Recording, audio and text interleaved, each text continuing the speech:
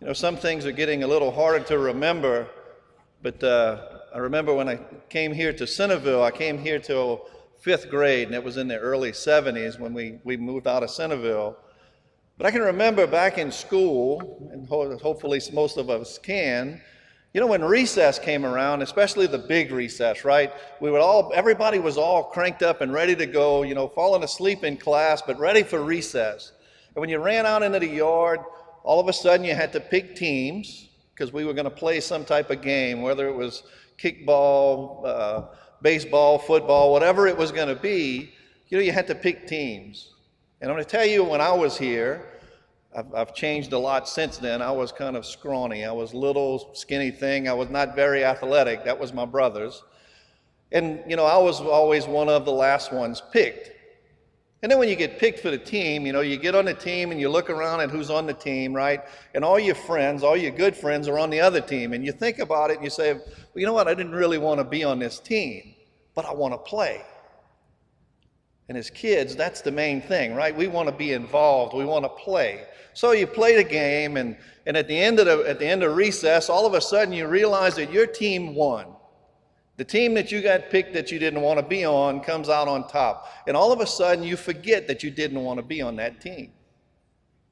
Right? All of a sudden we're proud of what we accomplished and the fact that our team won, even though that's not where we wanted to be. Well, even in life, we have those type of things happen to us. Sometimes we go on a job or we have to do things that we don't necessarily want to do. We have to do things that oh gosh, no, you know, I'd rather be doing anything else but this. But when the job is finished, when everything is done, and all of a sudden somebody comes and says, you know, you did a great job on this, all of a sudden you forget that you didn't want to do that. That all of a sudden, you know, you take pride in what you did and you forget about the fact that you didn't want to do it. You made it through, so now we rejoice in that, so to speak.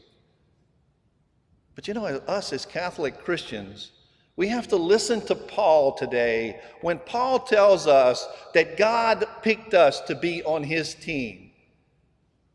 Believe it or not, he picked us to be on his team before we were even born. He's calling each and every one of us to be a saint.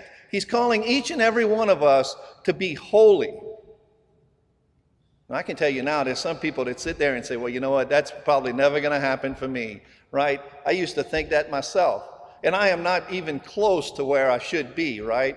Well, all of us have a long journey ahead of us on this path to holiness. But God called us. He blessed us with an overabundance of blessings from heaven, even before we were born. And one of the most amazing phrases that I've ever heard was when I read something and it said, to always remember that God loved us first. And he asked us to love him back. I'm going to share a little story with you, a book I read, and if you know me, I don't like to read. I am not one of those people that sits down with books often. But I read this book, and it's called Three Religious Rebels. It's a book about three monks, I think in early France, around the year 1000. And the first one has kind of become my hero just because of the nickname, the title he's got. And he goes by St. Robert the Rebel. Robert was not any kind of revolutionary or anything. What he rebelled against was those people who moved away from God. You see, he was completely different. When he was about 15 years old, he went to his dad and he told his dad that he wanted to become a monk. He wanted to join the Benedictines. And his dad was the lord of a castle, and he had pictured knighting his son and being able to ride into battle with him and all of these things. So it really struck his dad really hard. You see, that's not what he wanted. He wanted his son to be right there with him. So one night, he called him into his room, and St. Robert's dad told him this, and it's a quote I'll never forget. He said, Robert, he says, you say that your heart burns for Christ. He said, then let it burn and burn well. He said, not like wood or straw, but like the sun and the stars, and burn until it burns out. Because today, The world doesn't need monks. It needs saints. And we can change a few of those words around, right? Especially the one that says monks. The world doesn't need just good Catholics today.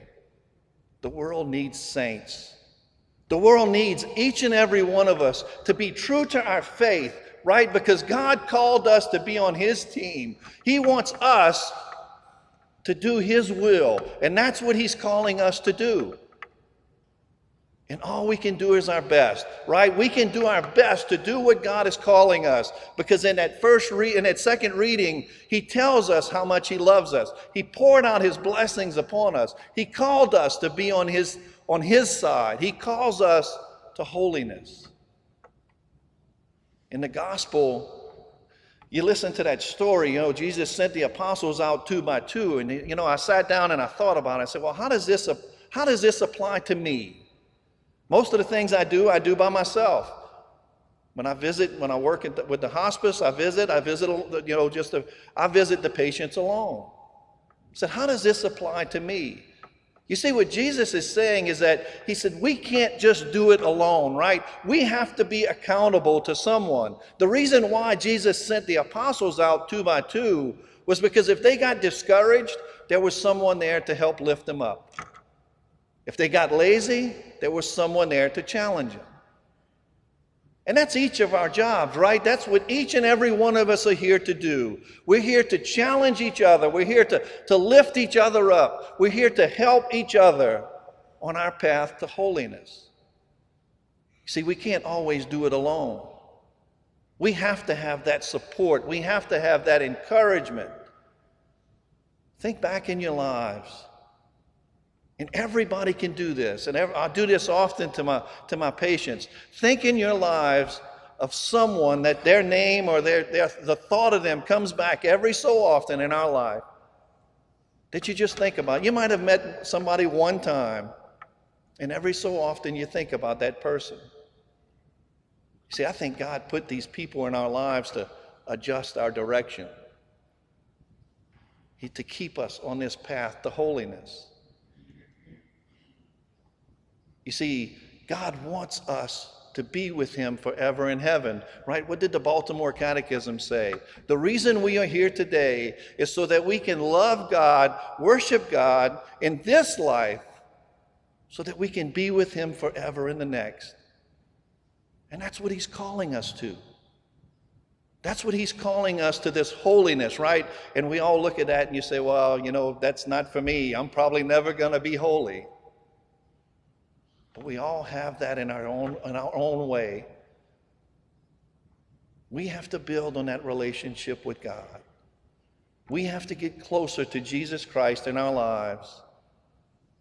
And we have to listen to God and do His will, to be His hands to His people. Because that's what He's calling us to do. When St. Robert's dad died, and there's the story in that book, and it says that his last words when he died was, he told his assistant that was with him, he said, the only mistake a man can make in this life, and we can say a person, but he said the only mistake a man can make in this life is to die and not be a saint. How awesome is that? Jesus Christ is calling us all to be closer in communion with Him and with His church. He's calling us all He's challenging us all to be His hands to His people. He's calling us to holiness. Are we ready to accept that challenge?